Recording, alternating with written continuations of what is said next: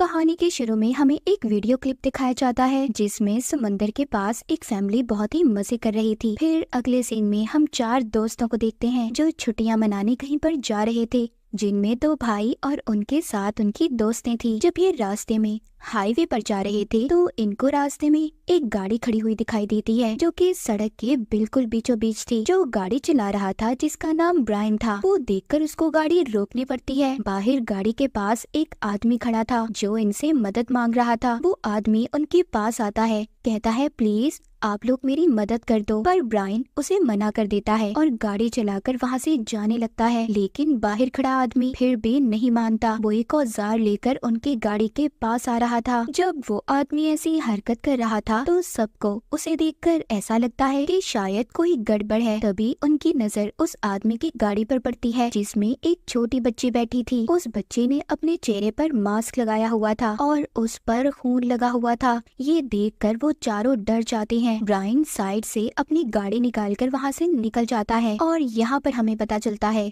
उस आदमी की बेटी उसी वायरस का शिकार थी। जो वायरस आहिस्ता आहिस्ता पूरी दुनिया में फैल रहा था। ये इतना खतरनाक वायरस था, जो भी इसके लपेट में आ गया वो कुछ ही घंटों का मेहमान होगा, यानी कि उस इंसान की कुछ वक्त बाद ही मौत हो जाएगी। और अब तक इस वायरस की कोई वैक्सीन भी नहीं बनी थी। उधर हम देखते हैं ब्रायन उसके दोस्त जब गाड़ी को साइड से लेकर जा रहे थे तो गाड़ी की पेट्रोल पाइप कट जाती है और सारा पेट्रोल बाहर निकलने लगता है। अब पेट्रोल ना होने की वजह से उनकी गाड़ी कुछ ही दूरी पर जाकर रुक जाती है। ब्रायन और उसके दोस्त सब हाईवे पर थे जहां दूर दूर तक कोई भी नहीं नजर आ रहा था। इनके पास सिर्फ एक ही ऑप्शन था, इनको अब दोबारा उसी आदमी के पास जाना होगा जो पहले इनसे मदद मांग रहा था, क्योंकि उसके अलावा कोई इनकी मदद नहीं कर सकता था। ये सब ऐसा ही करते हैं, ये अपना सामान लेते हैं और उस आदमी की तरफ दोबारा जाते हैं। ब्रायन के पास एक बंदूक भी थी। थोड़ा सा आगे चलने के बाद ये उस आदमी तक पहुंच गए थे। ब्रायन जाकर उसे कहता है कि हमें तुम्हारी गाड़ी चाहिए, पर वो आदमी कहता है ठीक है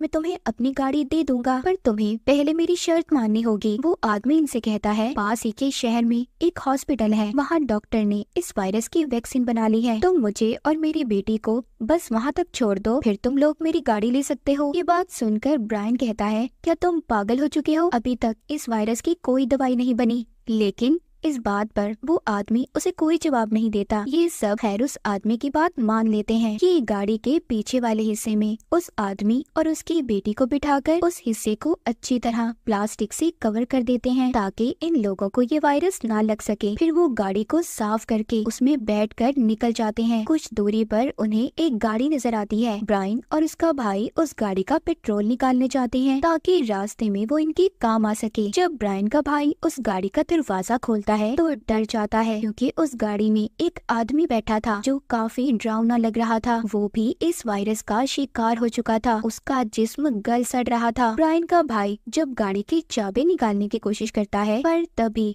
उस आदमी को होश आ जाता है। ब्रायन के भाई ने दोबारा से उस गाड़ी के दरवाजे को बंद कर दिया था। फिर वो पेट्रोल निकालकर शहर में पहुंच गए थे। वहाँ पर चारों तरफ मौत की शांति थी। वो शहर नहीं बल्कि एक कब्रिस्तान लग रहा था जहाँ चारों तरफ लाशें ही लाशें थी। अब ये लोग उस हॉस्पिटल में पहुँच गए थे जहाँ पर उस आदमी को जाना था। ये सब अंदर जाते हैं, पर वो आदमी अपनी बेटी को गाड़ी में ही रहने का कहता है। ये सुन ब्रायन की दोस्त बॉबी भी वहीं पर रुकने का कहती है, क्योंकि वो अकेली बच्ची को छोड़कर नहीं जाना चाहती थी। पर जाते हुए ब्रायन बॉबी से कहता है देखो उस बच्ची से दूर रहना और उसको छूना मत, क्योंकि ये वायरस बहुत जल्दी फैलता है। फिर ये सब अंदर चले जाते हैं। जब ये हॉस्पिटल के अंदर जाते हैं तो वहाँ पर भी ऐसे था जैसे कि कोई भी नहीं, हर तरफ खामोशी थी। लेकिन तभी उन्हें वहाँ पर एक बच्चा नजर आता है। ये सब उसका पीछा करते उस डॉक्टर तक पहुँच गए थे जिसने वैक्सीन बनाई थी। उस डॉक्टर के पास जाकर वो आदमी कहता है मुझे वो दवाई चाहिए जो इस वायरस को खत्म करती है, क्योंकि मेरी बेटी भी इस वायरस का शिकार है, मैं उसे बचाना चाहता हूँ। डॉक्टर कहता है वो दवाई अभी तक बनी नहीं है, वो ऐसी दवाई है जो तुम्हारे जिस्म में प्रोटीन को बढ़ा देती है और वो ही इंसान बच पाता है जो इस प्रोटीन को बर्दाश्त कर पाएगा। फिर वो डॉक्टर एक बच्चे को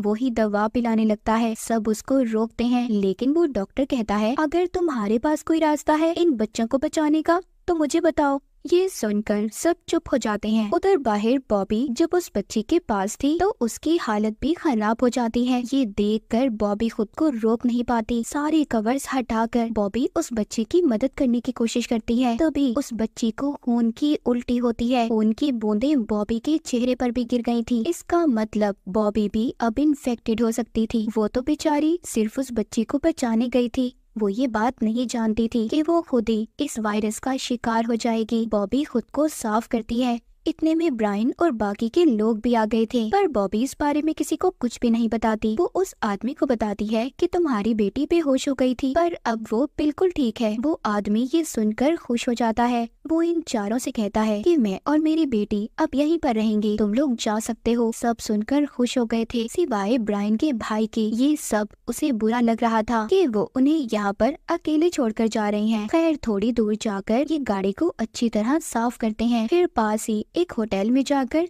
मजे करने का सोचते हैं, लेकिन ये लोग वहाँ जाकर देखते हैं उधर भी कोई नहीं था उन चारों के अलावा। जब वो वहाँ पर घूम रहे थे, ब्रायन ये देखता है कि बॉबी थोड़ी कमजोर हो रही है। वो उससे पूछता है कि क्या तुम ठीक हो? तो वो कहती है हाँ मैं ठीक हूँ। वो किसी को कुछ भी नहीं बताती कि उस इन्फेक्टेड बच्ची ने उस पर उल्टी कर दी थी। उसके बाद ब्रायन को ऐसा लगता है कि पूल में कुछ है। जब वो चेक करता है तो पानी में लाश थी, जिसे देखकर ब्रायन डर गया था और डर की वजह से पानी में गिरने वाला था। तभी उसका भाई उसे देख लेता है, जो आकर उसे बचा लेता है। उसका भाई ब्रायन से कहता है कि क्यों ना हम थोड़ी मस्ती करें। ये गोल्फ खेलने जाते हैं, जहाँ पर ये थोड़ी मस्ती भी करते हैं। रात में ब्रायन का भाई और उसकी दोस्त जब होटल में घूम रहे थे तो इनके पास एक आदमी आता है जिसने लाइट टॉर्च पकड़ी हुई थी। इन्हें लगता है कि वो ब्रायन है। ये उसे आवाज भी देते हैं ब्रायन, पर वो कोई जवाब नहीं देता। ये दोनों डर गए थे, फिर वहाँ से भागने लगते हैं और डर कर छुप गए थे। उधर बाहर ब्रायन को भी एक आदमी नजर आता है। ये उसको पकड़ लेता है। उधर उस आदमी के कुछ और साथी भी थे जिन्होंने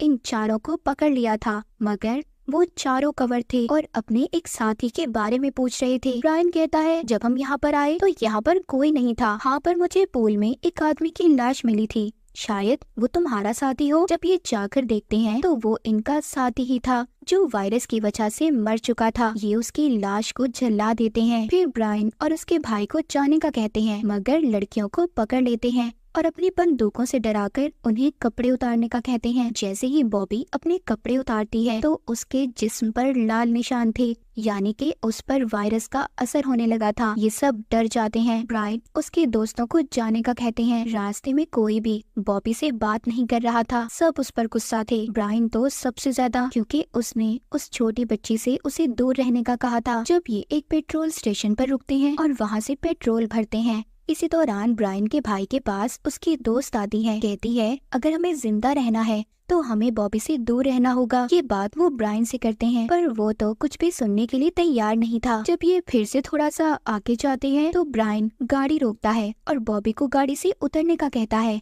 पर बॉबी नहीं चाहती थी कि वो अकेले उसे छोड़कर जाए। वो ब्रायन से कहती है मैं गाड़ी में पीछे बैठ जाऊंगी जैसे उस बच्ची को बिठाया था, मगर प्लीज मुझे ऐसे अकेले मत छोड़ो। पर ब्रायन को कोई फर्क नहीं पड़ता, वो उसे वहीं पर छोड़कर चले जाते हैं। थोड़ा आगे जाने के बाद उन्हें एक और गाड़ी आती दिखाई देती है। ब्रायन उस गाड़ी के आगे अपनी गाड़ी रोक लेता है। उसका भाई गाड़ी से उतरता है तो कहता है प्लीज हमारी मदद करें, हमारी मंजिल अभी बहुत दूर है और हमारे पास खाने का सामान भी खत्म हो गया है। लेकिन उस गाड़ी में बैठी दोनों लेडीज को ये लगता है कि ये लोग भी वायरस का शिकार हैं। वो अपनी गाड़ी पीछे की तरफ ले जाने लगती हैं। ये देख ब्रायन को गुस्सा आ जाता है। वो अपनी गन निकालकर दोनों लेडीज पर गोलियां चलाने लगता है। वो इतना गुस्से में था, वो नहीं जानता था कि वो गुस्से में क्या कर रहा था। उस फायरिंग में एक गोली लेडी को लग जाती है और वो मर जाती है। जब दूसरी लेडी गाड़ी से बाहर आती है, वो ब्रायन की टांग पर गोली मार देती है, जिससे वो जख्मी हो गया था। ब्रायन फिर उस लेडी को भी गोली चलाकर मार देता है। अब उसको भी गोली लगी थी, जिस वजह से उसे काफी दर्द हो रहा था। तो उसका भाई उसे गाड़ी में बिठाता है और गाड़ी चलाकर ले जाता है। थोड़ा सा आगे जाने पर उन्हें एक घर दिखाई देता है। वहाँ से वो दवाई लेकर ब्रायन की टांग पर लगाता है। जब वो ऐसा कर रहा था तो वो देखता है उसकी टांग पर भी बिल्कुल वैसा निशान था जैसा बॉबी के जिस्म पर था। मतलब ब्रायन भी उस वायरस की लपेट में था। अब उसका भाई उसको गाड़ी में पीछे बिठाकर जाने लगते हैं। फिर रात को जंगल में आग जलाकर बैठते हैं। ब्रायन की हालत बहुत खराब हो रही थी क्योंकि जिसको भी ये वायरस हुआ था वो बचा कहाँ था। ब्रायन के भाई की दोस्त उससे कहती है, ब्रायन सो गया है, जाओ जाकर गाड़ी की चाबियां ले आओ, क्योंकि हम और आगे ब्रायन के साथ नहीं चल सकते, वरना हम भी वायरस का शिकार हो जाएंगे। वो जाकर ब्रायन से गन और चाबियां ले लेता है। तभी ब्रायन उठ जाता है, कहता है, मेरे भाई तुम गलत चाबियां ले गए हो, गाड़ी की असल चाबी तो मेरे पास है, ये तुम्हें तभी मिलेगी जब तुम मुझे मार दोगे। पर उसका भाई ऐसा कुछ भी करना नहीं चाहता था। तो ब्रायन उससे कहता है, मैं बीमार होकर नहीं मरना चाहता, इससे अच्छा तो होगा कि मेरा भाई मुझे मार दे। वो कहता है, प्लीज मुझे मार दो। वो अपने भाई को मार देता है और फिर उसने ब्रायन की लाश को जला दिया था। इसके बाद वो अपनी दोस्त को लेकर चला जाता है और आखिरकार ये मंजिल पर पहुंच गए थे जहां पर ये चारों दोस्त आना चाहते थे, मगर अब ये सिर्फ दो ही थे। जहां पर आकर ब्रायन के भाई को अपनी और ब्रायन की कुछ पुरानी यादें याद आ रही थी, क्योंकि अक्सर वो इस समंदर के किनारे पर अपने भाई के साथ आया करता था, मगर आज ब्रायन उसके साथ नहीं था। बॉबी की गलती ने सबको एक दूसरे से अलग कर दिया। बाज दफा किसी की मदद करना हमारे लिए नुकसान साबित होता है, जैसे बेचारी बॉबी के साथ हुआ। वो तो सिर्फ उस बच्चे की मदद करना चाहती थी, उसे क्या पता था कि ये गलती उसके ही दोस्तों से उसे अलग कर देगी। और ब्रायन बेचारा जो कुछ भी नहीं जानता था, वो तो सिर्फ बॉबी के साथ रहना चाहता था, वो भी वायरस की लपेट में आ गया। और इसी के साथ ही कहानी यहीं पर खत्म हो जाती है।